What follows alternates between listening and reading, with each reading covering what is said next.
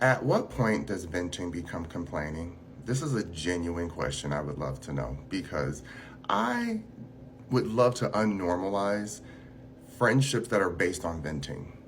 I don't get it because here's something that I encounter a lot of the times. I am an answer oriented person. I am always open to and looking for an answer. Doesn't mean that it's applicable to every situation, but it doesn't mean that I'm not allowed to think of answers just because someone else doesn't want to come up with their own. I keep meeting people when they get to know me again, they love my energy. But then I had somebody tell me this weekend, it's like, sometimes people just want to talk and complain without an answer. Why? Why? I don't care if you want to do that on a one-on-one basis with you and your friend in private or whatever, but if you're in a group setting and your only way to connect with someone in the group you're with is to complain and everyone just joins in and complains, and then someone says, hey, I have a solution. Can you shut up? No one asked for your opinion. So why are we sitting here venting just to vent for the hell of it? I don't get it.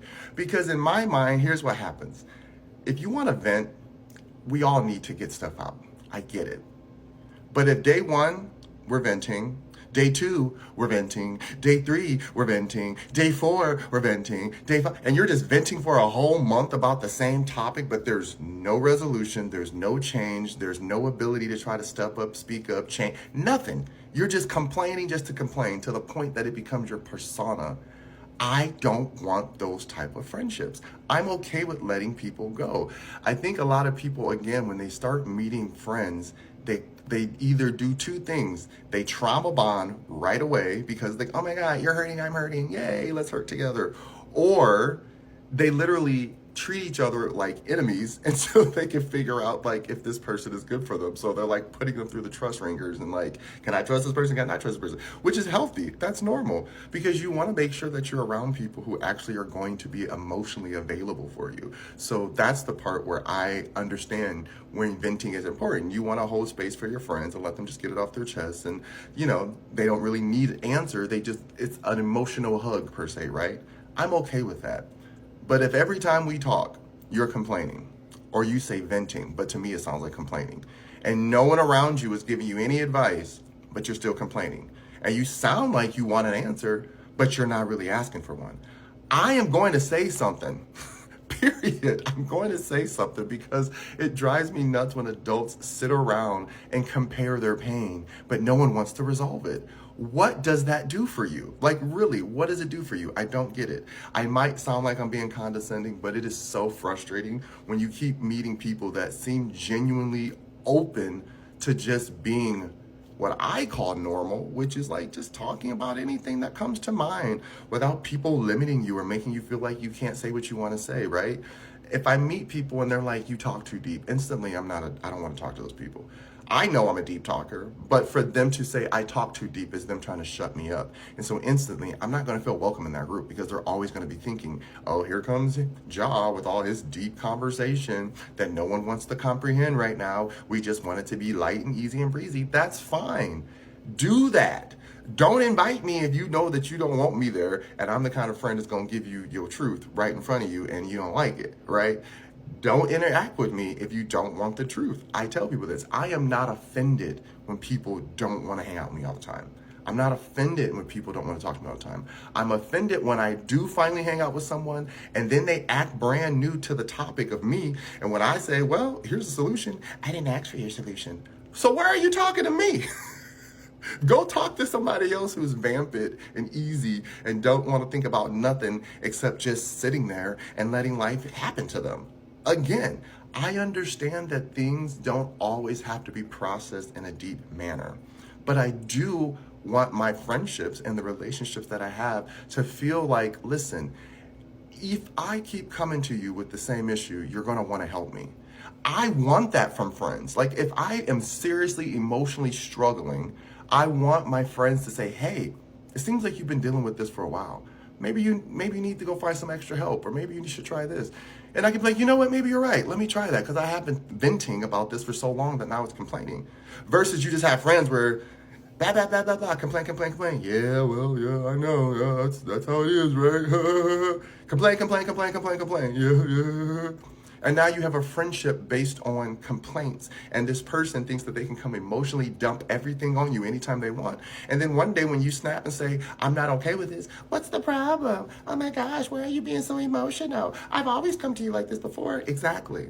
Exactly. So in that situation, I'm blaming both parties. The one who allowed it to keep going on, the one who keeps making it go on because they don't really want to deal with their emotions. That's what I hear when I hear people say, I don't want to have deep conversation all the time. You don't want to have a deep conversation, but you keep bringing up deep topics. Make it make sense. Please make it make sense to me, because I don't want to keep sitting down with grown adults who feel like they have something to say, but they're not saying it. And then when I say it, I'm the problem. I'm sorry, we're going to have to evolve how we bond with each other, because I am not going to bond over your trauma. I'm not going to bond over your pain. I don't want to say that I don't care. I know that I sound so cold sometimes, but I promise you I am one of the kindest people, one of the most loving people. I overgive. And that's why I get frustrated, because you can only do so much before you realize this person's only going to keep taking from me. They're only going to keep draining me because they really don't want answers. They just want to be heard. That's fine. But at some point, you're going to have to figure out when being heard and venting is starting to become complaining and doing nothing and making the problem worse. So, no judgment. This is just me saying pure facts of observation. If you have so much to get off your chest that you're always talking about it, that is now your persona and personality, go get help, please. No, I mean it. Find somebody that you can pay to talk to. If you don't have that, find somebody in a group setting who has the professional know-how to help you, because there are free services out there who can help you, because it's getting to the point that everyone is normalizing trauma as friends. That's not what friendship is to me. It's a part of friendship. It's not the whole thing. If your whole friend group is about y'all complaining to each other, that's dangerous to me. Because at the end of the day, these are the same people that go behind your back and talk about you too. Be like, oh, well, they said this and this in their life and da-da-da-da-da. And you be like, well, why didn't anybody tell me that they were talking about me? Because why? What does it matter? You're sharing all your information anyways, like it's everybody's business. So if someone's going to have an opinion about it behind your back, what are you really going to do? Nothing. So that's why I tell people, I would rather tell you to your face how you're presenting yourself. I would rather tell you to your face how you're coming off, or what you might not understand, because a lot of times that's the reality check people need. You're standing around with your hands out and no one's doing anything except smiling in your face like, and I'm like, no, here, take it. Go learn. And people are like, I didn't ask for this right now. Yes, you did. Yes, you did. You might not like my presentation, but you asked for help. Because anytime you speak up and say, I can't, I don't, I won't, well, I'm going to say, well, why not? Are you sure? Okay, try again. Because I am not going to pacify trauma. That's where I'm at in this life. I keep meeting people who, listen, I love sensitivity, but stop making sensitivity a weapon. Stop going to the point that now it's like, well, sometimes I just need to say what I need to say to be heard. Okay, now what? Now what? Now that you said what you needed to say and you got it out and you vented, now what? The next time you come to me, I need to hear some implication. I need to hear some actual action plans that you put into movement to change this situation. Because if not, you're complaining and I'm not going to feel bad for you. So I hope this one lands. If not, that's okay. Love you.